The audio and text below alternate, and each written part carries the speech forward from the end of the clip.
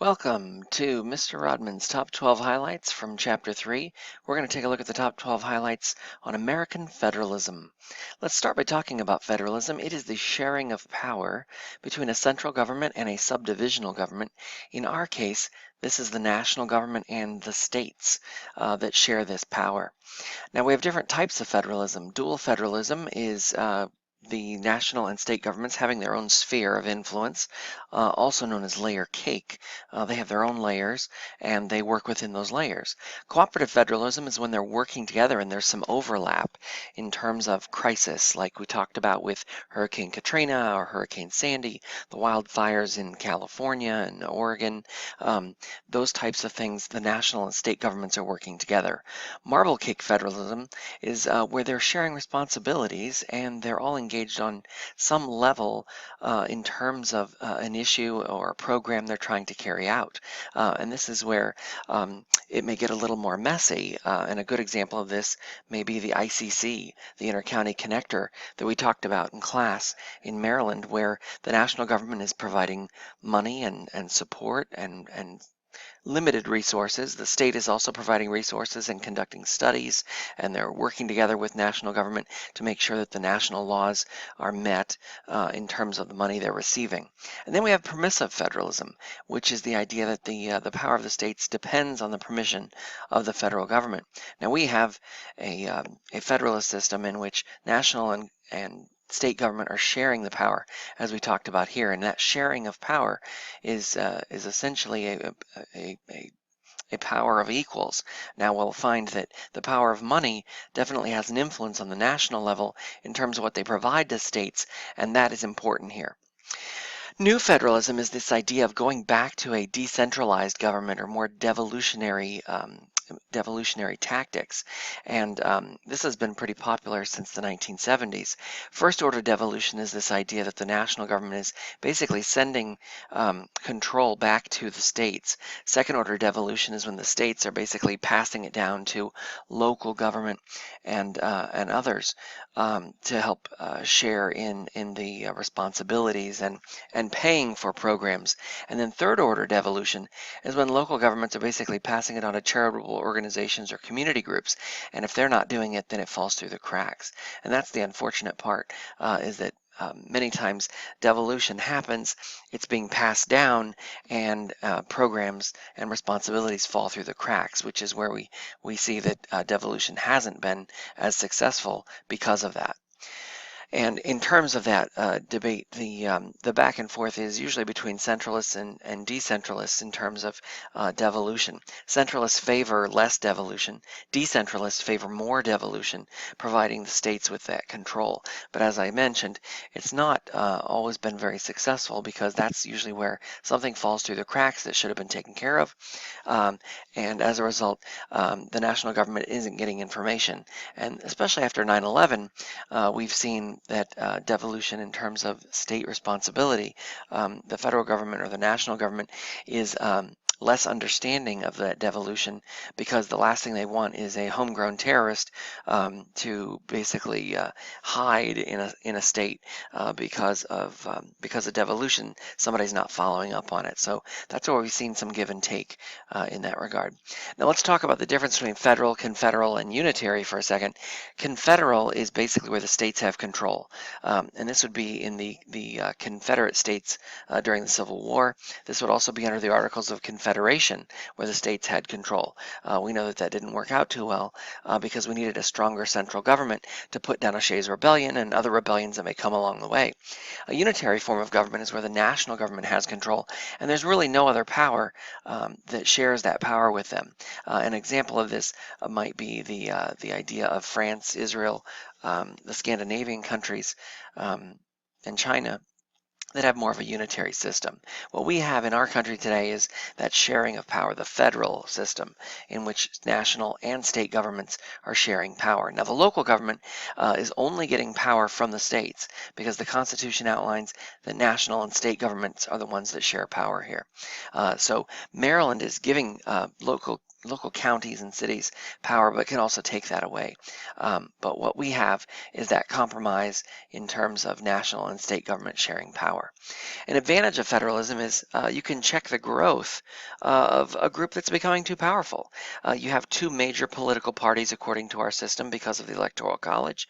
You have a winner and you have a loser because of the idea of the first past the post. The party that's in power wins, and the party that doesn't win the election loses. But hopefully they'll come back around and win the next election or win somewhere else.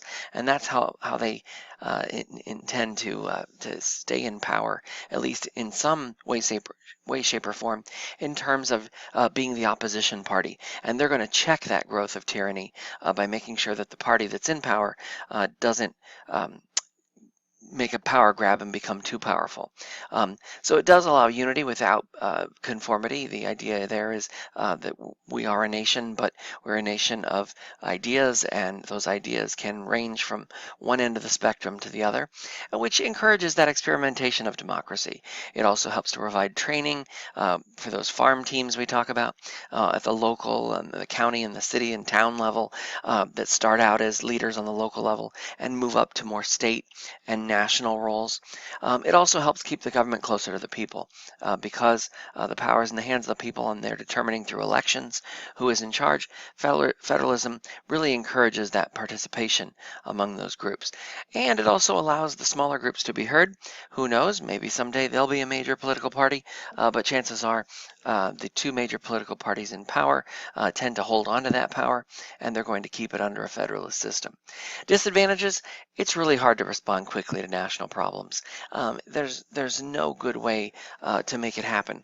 Can the Congress and the President agree on something and get it passed quickly? Yes, we've seen it with the declaration of war after World War II, after Pearl Harbor that led to World War II. But it is really hard to get bills passed quickly, and that was by design, with national and state government sharing power and checks within the separation of powers. Those checks and balances within the branches makes it really hard to hold elected officials accountable. It also leads to a lot of conflict, a lot of bureaucracy, a lot of waste and extra paperwork or red tape that we'll talk about in later units. But this is a disadvantage of federalism, and unfortunately it creates a lot of those types of redundancies, but it also keeps government in check as a result. And the Supreme Court is there to check and balance those states in terms of determining what is unconstitutional. And we've seen that when groups have been violated, like women and African Americans during the Civil Rights Movement, and that's where the Supreme Court steps in to help check and balance those procedures in terms of where a state may be overstepping their boundaries. We have over 50,000 and even more when you look at school districts and other municipalities, the different types of government that we have. So it's very easy to get lost in the sauce in terms of the system that's here, but it's very difficult for a faction, as James Madison talked about in Federalist number 10, very hard for a factional group to gain control of all these different types of governments, and that's the beauty of federalism. In terms of powers, we're going to talk about delegated or express powers. Those are enumerated in the Constitution as the power of the national government. The Article 6 of the Constitution says that when the national and state government conflict, the Supremacy Act kicks in, which basically says that the national government is supreme. State governments have reserve powers under the 10th Amendment. Anything that's not specifically addressed as a delegated power to the national government is reserved for the states. And then there are powers that are denied to both levels of government. There are also some that they share that are more concurrent powers. And we'll also talk about the implied or inherent powers that you see here as well. This is the handout from class that talked about the delegated and the reserved powers, and these are color-coded with the next slide, which talks about the delegated powers. We see the power to print money, the power to regulate interstate trade, the power to make treaties and declare war, providing an army and a navy, and establishing those national post offices. Those are federal offices. Those are national offices. They're not set up by the states or by local government. And then we see here with the necessary and proper clause, we have some additional ways to carry out the powers, and we're going to see this used over and over again. But this is the power of the national government. The reserve powers then are the powers of state governments, and we talked about this. The idea of issuing marriage licenses, driver's licenses, business licenses. This is all done at the state level. Regulating businesses within the state and conducting elections, whether it's a national election or a statewide office or a local office. Elections are conducted by the states. The states determine voter eligibility requirements, and again, the judicial branch may step in terms of determining whether a voter or ID law is constitutional or not, and we've seen recently that many of those have been determined to be unconstitutional. But these elections are held by states, and that's an important point to note here. The students tend to have a misconception about elections being national, and they're not. Elections and the voter eligibility of those elections are determined by states. They also establish local governments. They can take that power away. Maryland doesn't have to give the power to local governments like Montgomery County or Frederick County. They can give it, they can take it away. They can also ratify amendments to the Constitution. They alone have that power under the state, under the reserve powers. And then they can also take measures for public health and safety. And we see this with things like the Zika virus or a communicable disease like measles or vaccines. They're determining that public health and safety. And then any other powers that they can determine that aren't delegated to the national government or prohibited are reserve powers for the states. Now let's talk about concurrent powers. These are powers that are shared. So the national and state government have the power to collect taxes. They also have the power to build roads and borrow money, establishing courts at their levels, at the national level being the circuits, or at the state level being those state courts or the local courts. They can make and enforce the laws. We see that done in making laws in those legislative branches on the national and state level, and enforcing the laws under the executive branches at the national and the state level. They can also charter banks, charter corporations, those multi-state corporations or the multinational corporations. They can also spend money for the general welfare and take private property, that idea of eminent domain, if they're using it for a public purpose. And those are the powers that are shared to them. Now we see with delegated, reserved, and concurrent powers, we also have denied powers, powers that the national government and the state governments cannot do. First of all, the national government can't violate the Bill of Rights. It can't impose export taxes on states. It also can't use money without an appropriations bill. Congress has to pass that. The president needs to sign it, or the Congress needs to override the veto. They also can't change a state's boundaries, and that's outlined in the Constitution as a power that is denied to the national government. State governments also can't enter into treaties with other nations. They can't print or coin money. They can't tax imports or exports. All of these are roles that the national government has, and so state governments are denied those powers in terms of impairing obligations of contracts. They can't step in to a contract that's been created in terms of impairing that obligation. They also can't suspend a person's rights without due process, and all of these rights are denied to the states. Now, in terms of what national and state governments both cannot do, they can't grant titles of nobility. They can't make someone a king or a queen, and that was pretty early on that the founders wanted to make sure that there wasn't a problem of tyranny down the road. They also can't permit slavery, and that was added with the 13th Amendment. They can't deny citizens the right to vote. We saw this with the 15th Amendment. We saw the right to vote because of gender for women, the 19th Amendment, and then as we would see later on with the 18, 19, and 20-year-olds being outlined there as well. The state and national government can't deny that. And we've seen the Supreme Court step in to say if a state is violating the 15th or the 19th Amendment or others down the road. And the idea here is because these are denied powers. They're not powers that the state or national government has, and they're specifically outlined as being denied in the Constitution. Now let's talk implied powers versus inherent powers. Implied powers are these ideas that usually come from either the necessary and proper clause or the elastic clause. And all of this is outlined in Article 1, Section 8. Necessary and proper, what is necessary in terms of Congress being able to carry out their job? And elastic, where can we kind of read between the lines in that the power is implied? These are kind of different from inherent powers because inherent are those specifically that's something that's assumed that the national government has the power to do because they are the national government, such as dealing with other nations. The state governments aren't going to step in. The inherent powers are basically saying that the national government has that role. So implied powers could be things like creating a national bank, which the courts have ruled, and we'll talk about this in McCulloch v. Maryland, that they have the power to create a national bank. And the To create a national bank, not tax it, sorry. The power to collect taxes that the states thought they had was ruled unconstitutional in the McCulloch v. Maryland case. So this is an implied power. Because of the elastic clause, they have the power to create that national bank. Inherent power, as I mentioned, investigating something as part of the legislative function in Congress would be a role that is inherent.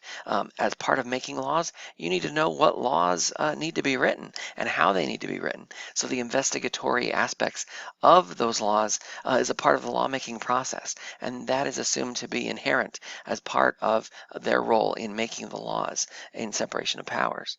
Also, the president as chief executive has the power to work with other nations and determine foreign affairs, and that is a role that they share, that they have in the inherent powers.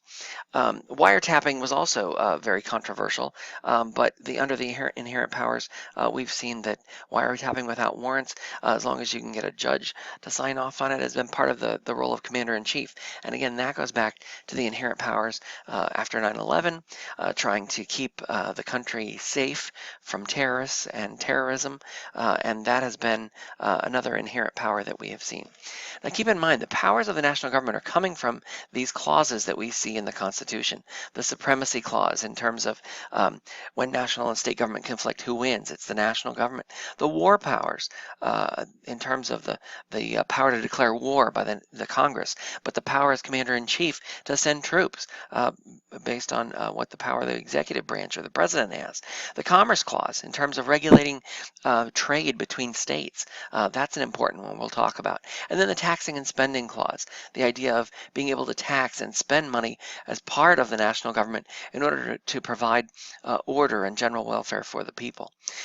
Federal mandates are those that are required by the government to do, by the federal government. There's a deadline set, there's requirements in place, and usually the idea of funded is you have money that's provided. It may not cover it entirely, but the national government is providing you with money to carry out that mandate. An unfunded mandate is exactly what it says. There's no money, but you still have a requirement in place. The deadline is still set. And this is hugely controversial because it's really hard to mandate something that you don't provide any money for. What is the incentive for states to carry this out? And the No Child Left Behind Act was a great example of this. It was partially funded, partially unfunded. States had to conform to the act, and it was really hard to carry out. And so many states wanted to opt out of it in terms of not being a part of that.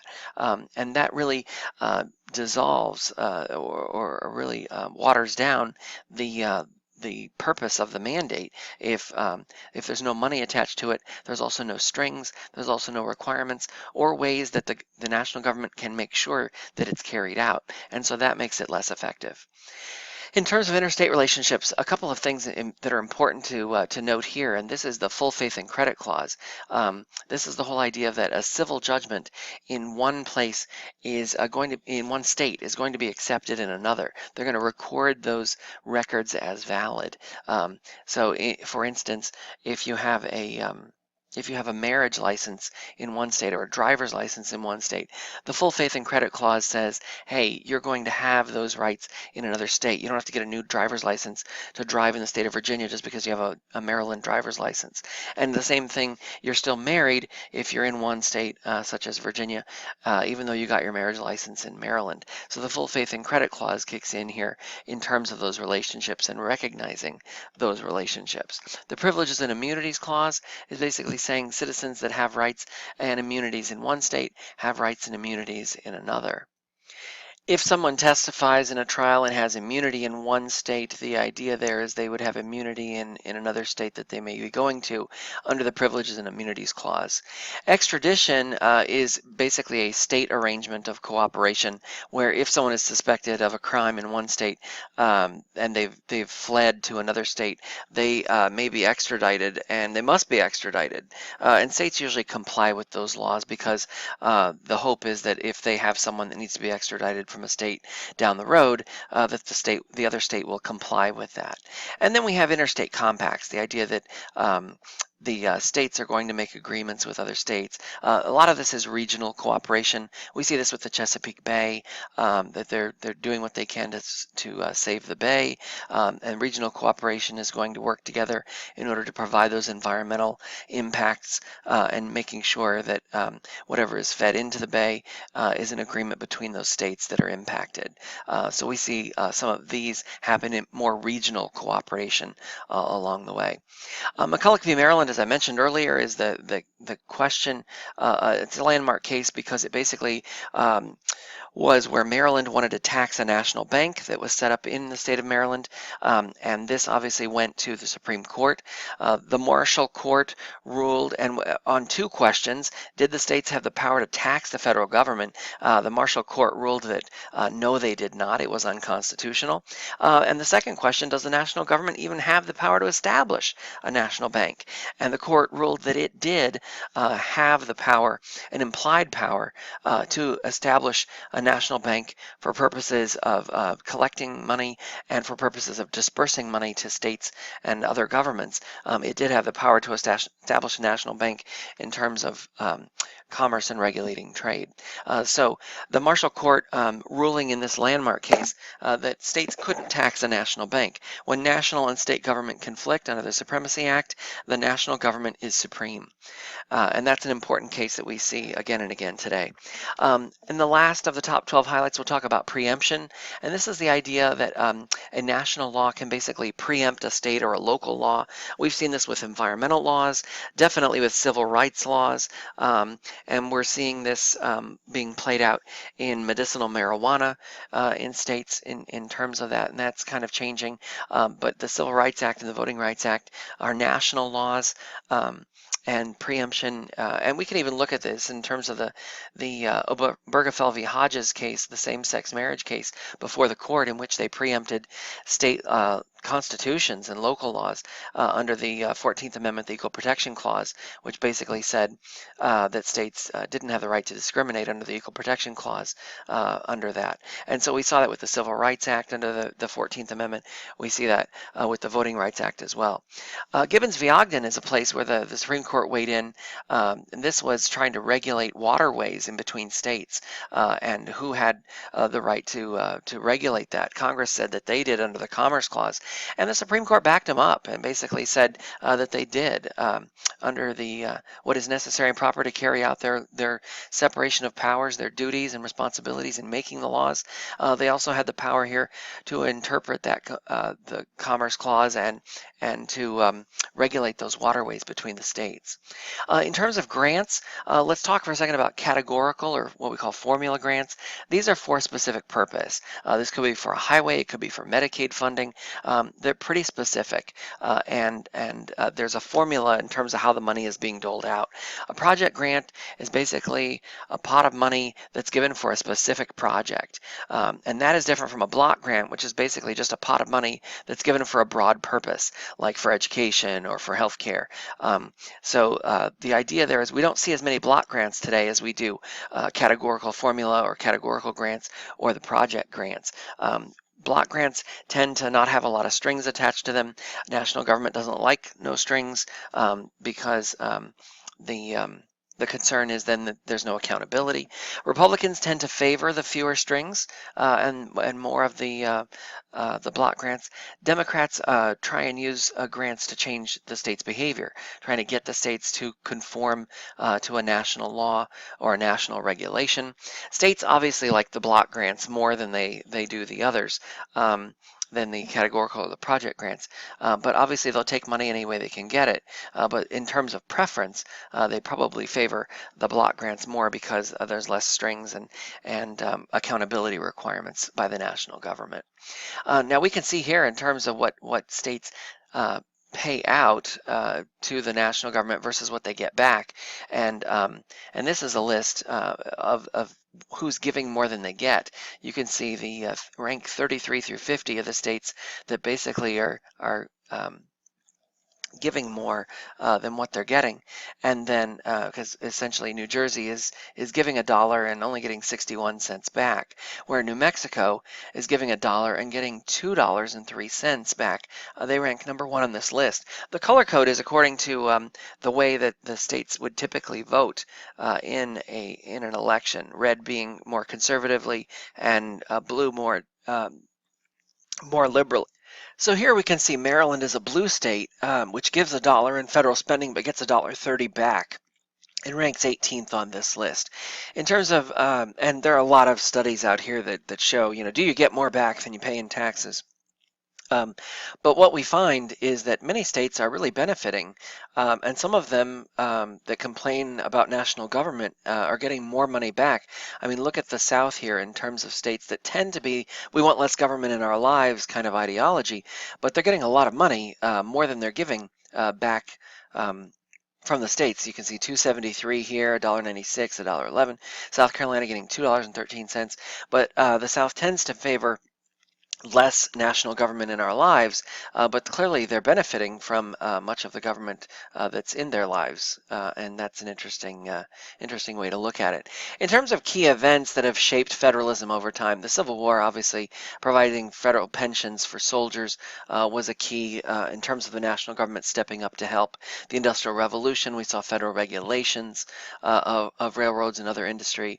The Depression obviously needed national help in terms of stepping in. They tried it the other way. It didn't work. World War II is changing the role in the world, which is changing the role of our national government in terms of federalism and those inherent powers of head of state and chief diplomat as the president works with other nations. And then we saw the Civil Rights era, the national government basically stepping in with states that were violating the civil rights of the time and really enforcing the Civil Rights Act and the Voting Rights Act down the road. So federalism definitely taking a shape in the history of our nation. Now, it remains to be seen what the future will be, but we definitely see a role that the national government and the state governments are playing in this, and it tends to kind of go back and forth in terms of the sharing of power that they have here. We've heard a lot of states' rights advocates during the era of segregation. We do hear that centralist versus decentralist, and again, they're changing the nomenclature and the vocabulary, but they're talking about this sharing of power between the states and national government. We definitely see divisions between parties over this, and the national government tends to continue, no matter who is in power. It doesn't always tend to shrink as people talk about less government. A great example of this is the Bush administration. George W. Bush, 43, talked about less government, and we saw deficits rise in that era. So it's important to kind of keep that in mind, that just because someone talks about it in power, they may be shifting the money to other places. And in this one, we saw money shifting to the war on terror, the war in Afghanistan, the war in Iraq, and we definitely saw a different role that terror is playing in a post 9/11 America than we did before that particular time. And in economic crises, we definitely see more government roles because they're trying to help people out. In terms of the financial crisis of 2008 and 2009, we saw that role. And we see this with healthcare reform, the Obamacare or Affordable Care Act. We saw that with the same-sex marriage issues, with marijuana laws. The next thing that will probably be on the national debate stage. So it remains to be seen in terms of the future of federalism. But the idea here is that sharing of power, while it may go back and forth in terms of who has more power than the other, it is definitely a sharing of power that continues to this day. I hope you found this helpful on Chapter 3, these highlights, and I wish you good luck on the quiz and the upcoming test.